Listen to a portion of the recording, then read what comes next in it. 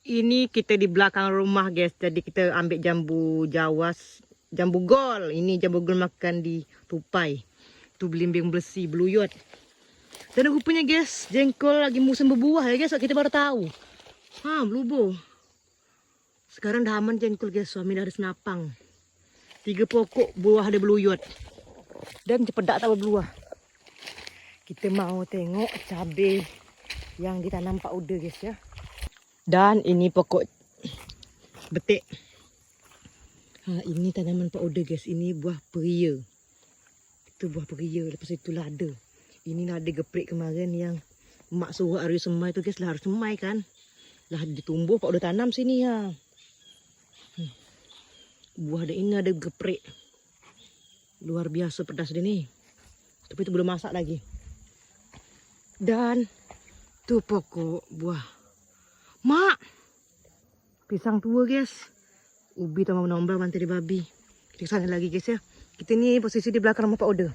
Sepertinya Pak Uda lagi nonton. Di sini ada juga lada. Tapi belum berbuah. Koya kena air tergelinang. Pokok keledek.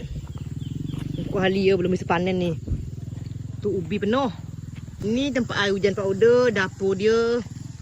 Dan sepertinya Pak Uda lagi nonton. Itu Pak Uda. Pak Uda guys. Bagi aku janggut. Jambu. Tuh, kita balik ke rumah lu. Jadi tadi tu ada dengan suami ke kecamatan beli polybag untuk semai lada. Pinang belum sempat juga Arya pindahkan guys. Kata orang buat apa tanam lada, beli aja. Kita tidak guys, apa pun yang bisa kita buat, kita buat. Kerana manfaatkan kehidupan ini. Manfaatkan sebaik mungkin selagi kita hidup. Tu tanaman pokoknya penuh di sini guys. Selagi ada tanah yang bisa ditanam, tanam terus. Tu suami. Semput juga guys tu ubi yang digali babi kemarin. Mak dah binyang suami tanam.